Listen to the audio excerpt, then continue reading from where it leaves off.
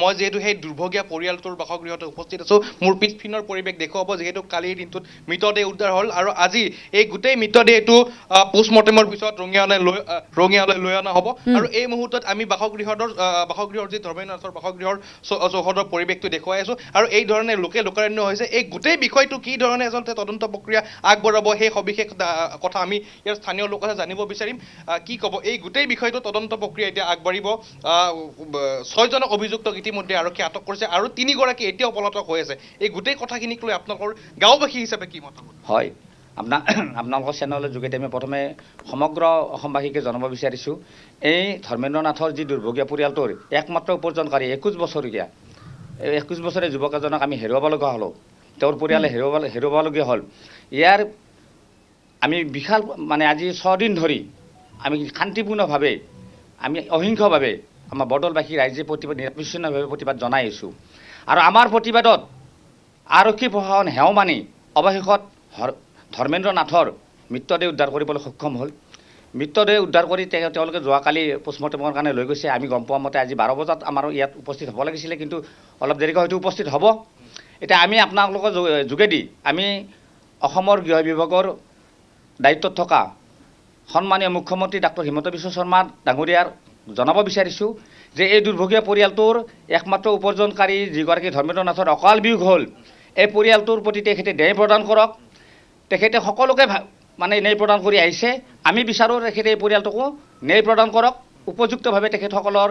যি প্ৰাপ্য আছে সেই প্ৰাপ্যখিনি দিয়ক প্ৰথম দাবী আমাৰ ৰাইজৰ দাবী আমাৰ ফালৰ পৰা প্ৰথম দাবী হ'ল মৃত ধৰ্মেন্দ্ৰ নাথৰ পৰিয়ালক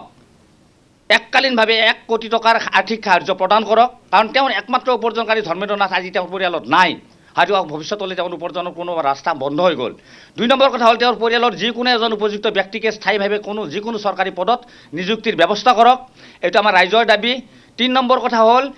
এই জঘন্য অপৰাধ সংঘটিত কৰা এই নৰধমসকলক যিকেইজন নৰধমে এই জঘন্য কাৰ্য সংঘটিত কৰিলে তেওঁলোকক ভাৰতীয় দণ্ডবিধি আইনৰ অধীনত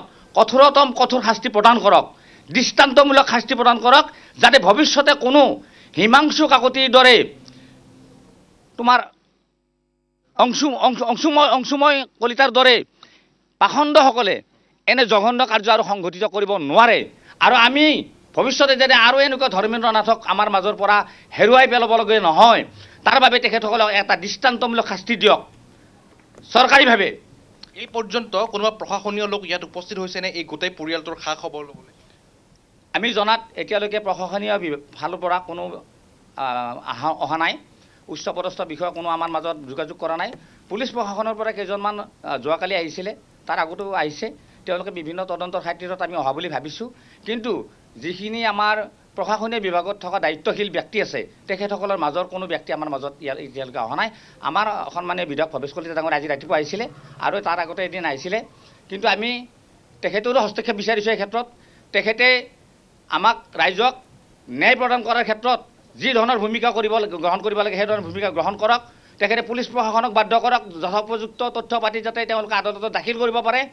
আৰু দুখীয়ে যাতে উপযুক্ত শাস্তি পাব পাৰে তাৰ ব্যৱস্থা কৰক কোনোবাখিনিত আপোনালোকৰ এনেকুৱা অনুভৱ হয় নেকি যে গোটেই তদন্ত প্ৰক্ৰিয়াটোত কোনোবাই হেঁচা প্ৰয়োগ কৰিব বুলি যে প্ৰাৰম্ভিক পৰ্যায়ত এজাহাৰ নল'লে এই ধৰণৰ কথা সোমাই আছে তেনেকুৱা ধৰণৰ অনুভৱ হয় নেকি আপোনাৰ নিশ্চয়কৈ হয় কিন্তু আমি প্ৰথম পৰ্যায়ত যিখিনি কথা আমি লক্ষ্য কৰিছোঁ যে তেখেতসকলে এজাহাৰ ল'বলৈ বিচৰা নাছিল এই ক্ষেত্ৰত তেখেতসকলে কিছুমান কথা কৈছে যে তেখেতসকলে কম্প্ৰমাইজ কৰিছে কিন্তু পুলিচ প্ৰশাসনে নিশ্চয়কৈ ভুল আছে আপোনালোকে চাওক ঘটনা এটা সংঘটিত হৈছে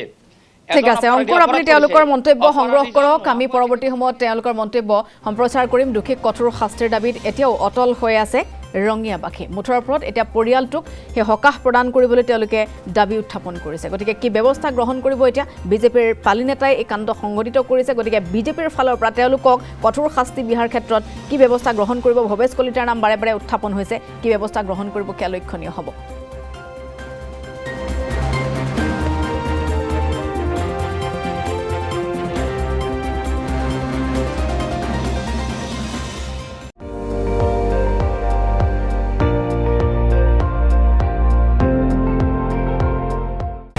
আপুনি চাই আছে ND24